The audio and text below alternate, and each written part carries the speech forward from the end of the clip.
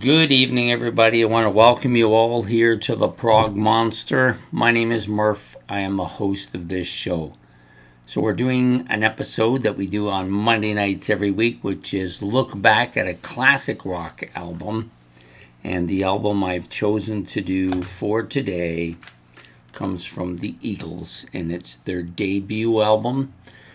So this was released back on June the 1st, 1972. I guess I should probably put my glasses on. That probably will help. This was recorded at Olympic Studios in London. My apologies. So I try to put my glasses on here. Olympic Studios in London. Nightingale Wally Hyder Recording Studio in Hollywood, LA. About 37 minutes or so in length. It's on the Asylum record label, produced by Glyn Johns, featuring, of course, the Eagles at that time. Glenn Frey, vocals, guitars, and slide guitar. Don Henley on vocals, drums, and percussion. Bernie Leiden Bernie Leiden, I guess is probably the better way to pronounce it, on vocals, guitars, and banjo, and Randy Meisner on vocals and bass. So basically there are 10 tracks on here. This is a very kind of country-ish leaning album, very mellow. I tend to like the mellow parts of country music a little bit more than I normally would admit to. I also like folk music a bit, so there's some of that going on some of the other albums I have, but not as much of that on here as there is the country feel to it. But it does have a rocky side to it too, so I guess they were trying to achieve that with this album. It's pretty clear. But all four of them sing. They have great harmonies. I would say they're one of the 5 or 6 top kind of harmony bands for me. I think I got into them primarily because of their harmonies. So there are 10 tracks on here in total. These are not instrumental masterpieces. The music fits the songs very well. So 3 big hits on the album, and I'll mention them as I go through them. First, a song out of the gate is Take It Easy, of course, one of the 3 big hits. This is very easygoing, catchy, poppy track, definitely, and Glenn Frey on the vocals here. Next track out of the gate is probably one of their more heavier tracks, definitely one of the heavier big hits for them off of the album. So this is Witchy Woman. This was one of the other hits. More up-tempo, heavier, a little bit more catchy for me than the opening track. And Don Henley on the vocals here too. Clearly can hear Don Henley perfectly here.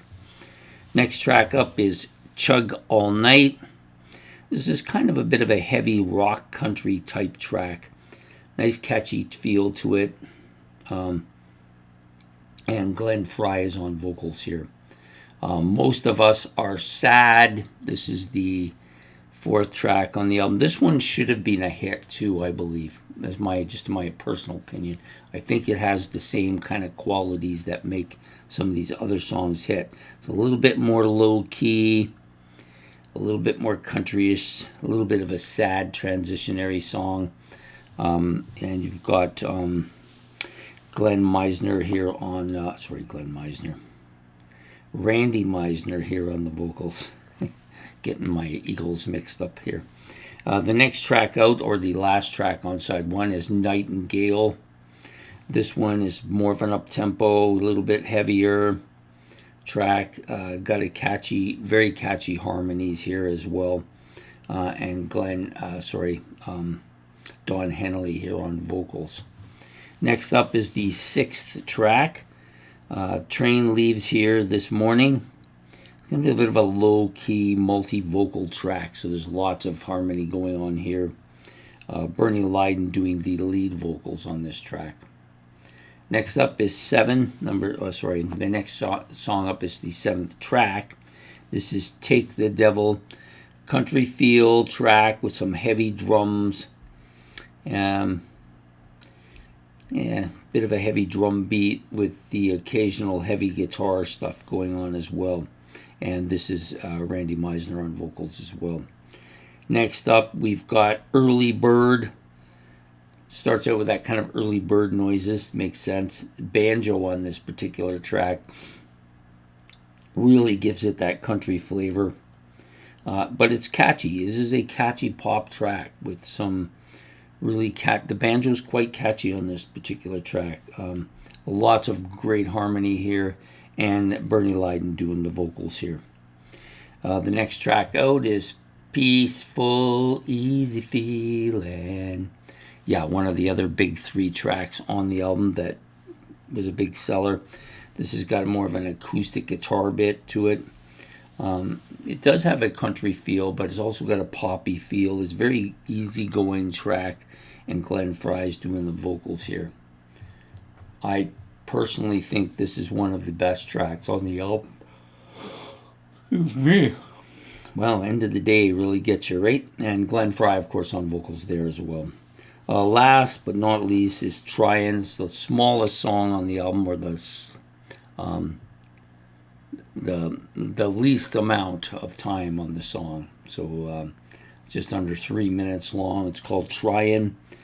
Some nice guitar parts that open up here. It's got a kind of a heavy-duty part as well.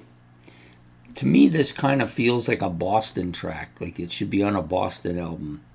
Not one of their heavier tracks, but Boston does have its occasional acoustic kind of more subdued song. This one could easily pass for one of those, and the vocals are done by Meisner as well. So really pretty solid Eagles album. I don't think it's in